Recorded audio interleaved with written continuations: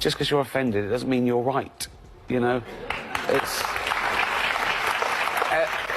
offence is about feelings, and feelings are personal. Some people are offended by equality. So what? You know, so you can't second-guess people. If you try and please everyone, you'll please no one. Ricky Gervais has always been a polarizing figure in the world of comedy, and his recent appearance at the Golden Globes only solidified that status. Known for his sharp wit and unapologetic humor, Gervais took to the stage with a mission to challenge the hypocrisy of woke celebrities who have, in recent years, dominated Hollywood's narrative. In a bold stand against what he perceives as the increasing censorship of comedy and the encroachment of political agendas in entertainment, Gervais delivered a performance that sparked conversation around the boundaries of humor and the influence of celebrity culture. You'll be pleased to know this is the last time I'm hosting these awards, so I don't care anymore. I'm joking. I never did. NBC clearly don't care either. 5th time. So, I mean, Kevin Hart was fired from the Oscars because of some offensive tweets. Hello? At the Golden Globes, Gervais's routine was filled with biting jabs at the very celebrities who were seated in front of him. He deftly pointed out the contradictions in their activism and the often glaring disconnect between their public personas and private lives. Gervais's commentary is not merely an attack on individual celebrities, it's a critique of the larger woke culture that has permeated Hollywood. Hi guys, Ricky G here, wellness and beauty influencer. As a celebrity, I know all about stuff, like science and politics. So trust me when I tell you who you should vote for. If you don't vote the right way, that's like a hate crime. It makes me sad and angry, and I'll leave the country. You don't want that. He argued that this culture has fostered an environment where comedians feel increasingly constrained by the fear of backlash for their jokes. Gervais believes that comedy should be a space for freedom of expression, where no topic is off limits and where laughter can be found even in the most uncomfortable situations. One of the most significant points Gervais made during his monologue was about the importance of humor in addressing serious issues. He insists that jokes should not be treated as sacrosanct truths, but rather as a means to provoke thought and entertain. In his view, the current trend of taking jokes too seriously is damaging not only to comedy but also to free speech as a whole. No, they said keep it quick, just go and sit down. Oh, okay, so we can touch it? Yeah, of course, yeah. Okay, I'm like, wow, you just thought you were huggy. Because you gave hugs the last time you were here. I feel like a strippergram. Who's got $1? This sentiment resonates with many who feel that the rising tide of political correctness has stifled creativity and hindered the open discourse that comedy can promote. The backlash against Gervais's remarks was swift and fierce. Critics accused him of being out of touch and of perpetuating harmful stereotypes, claiming that his humor was a cover for a more significant reluctance to engage with the evolving landscape of societal values. Comedians writing for the posh papers, thinking of the rules of comedy, they're laying it down, laying down the law, right? And it's all stuff like, comedy should punch up, you should never punch down. They argued that while comedy is important, it should not come at the expense of sensitivity to issues like inequality, racism, and other forms of injustice. In this view, Gervais's humor is perceived as a retreat into the safety of privilege, ignoring the real struggles faced by marginalized communities. However, Gervais remains steadfast in his approach. He argues that comedy has always thrived on pushing boundaries, often serving as a mirror to society's absurdities. By calling out the hypocrisy of those who preach about social justice while living lives of extreme privilege, he aims to remind audiences that self-awareness and authenticity are essential, not just in comedy but in life. This approach has earned him a loyal following who appreciate his fearless examination of contemporary culture, regardless of whether they agree with his views. The question of whether Gervais's humor is too harsh or necessary is subjective.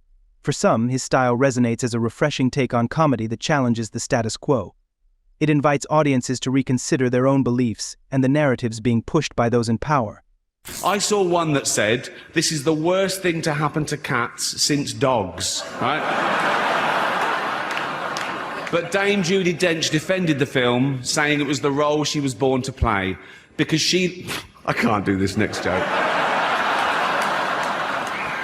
For others, his approach feels like an insensitive dismissal of valid concerns that require compassion and understanding. This divergence of opinion reflects a broader cultural debate on how we engage with comedy and its role in society. Gervais's criticisms extend beyond mere celebrity antics. He has become a vocal advocate for free speech, positioning himself against what he sees as a trend of silencing dissenting voices in the name of social justice. In his view, the path toward a healthier society lies in open dialogue rather than the suppression of ideas. He believes that while it is essential to be respectful and considerate, it is equally vital to defend the right to express one's thoughts, even if they are controversial. As the discourse around comedy and social issues continues to evolve, Gervais's stance has ignited discussions about the limits of humor and the responsibility of comedians. Many people wonder where the line is drawn between being funny and being offensive. Sisters, which is why I'm like I am, I suppose. I like to show off to be heard, right? And they're much older than me. They're like 11, 13 and 14 years older than me. And I remember when I was about 12, I said to my mum, why are my brothers and sisters so much older than me? And she said, you were a mistake. And there you have it. I just laughed. The complexity of this question is amplified in a world that is increasingly interconnected, where individuals from diverse backgrounds and experiences consume media. This cultural moment has brought to light the tensions between comedy and activism, prompting a re-evaluation of how humor can be used as a tool for social commentary. Gervais's approach highlights the idea that comedians have the power to influence public perception and spark meaningful conversations, but it also raises ethical questions about the impact of their words. In the wake of his Golden Globes performance, some have pointed out that humor can often reflect societal norms, serving as both a critique and a celebration of the times.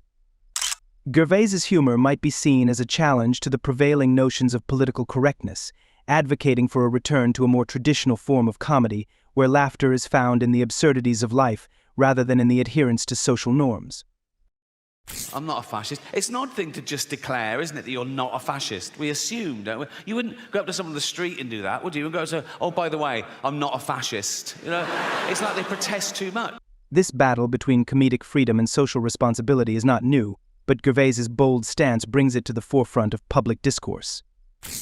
As the industry grapples with the implications of his remarks, it becomes increasingly clear that the conversation around comedy is as nuanced as the jokes themselves. The challenge lies in finding a balance between humor and sensitivity, a task that comedians have grappled with throughout history. Moreover, Gervais's unwillingness to back down in the face of criticism raises questions about accountability in comedy. While some argue that comedians should be held to the same standards as other public figures, Gervais asserts that the very nature of comedy is to challenge those standards. By pushing boundaries, he believes comedians can illuminate hypocrisy and spark essential conversations about societal issues, even if those conversations are uncomfortable. In a world where every word is scrutinized and every joke can be dissected, Gervais's approach resonates with those who feel that the essence of comedy is being lost. His commitment to free speech and his insistence that jokes should not be taken as seriously as real issues reflect a desire for a return to an era where humor is a form of liberation rather than constraint. Ultimately, whether one agrees with Gervais or not, his monologue at the Golden Globes has reignited the debate on comedy's place in society. As audiences grapple with the implications of his words, it becomes clear that the conversation surrounding humor, sensitivity, and social justice is far from over. Ricky Gervais has positioned himself as a provocateur in this debate, inviting all to consider where they stand on the complex interplay of laughter and accountability. In conclusion, Gervais's bold stand against woke culture is a reflection of the ongoing struggle between humor and the evolving societal landscape. As audiences continue to engage with his work, the question remains, is he a defender of free speech, or has he crossed a line? Only time will tell, but one thing is certain: Gervais's comedic legacy will continue to spark conversations about the role of humor in our lives. Because it's such a privilege, and freedom of speech is so important these days. And you've got, I've reached the age now where I don't care anymore. You know what I mean? It's like, Welcome aboard, what's the worst that can happen? Welcome aboard. I'm going to die soon. Yeah. So I'm offended. I'm going to die. So what? You know, so... You made enough money at this point. Exactly. Yeah. Yeah. They don't have to care. I'm going to give that to animals anyway, just to see Are the you? look on my Oh, yeah, stupid the family's face. All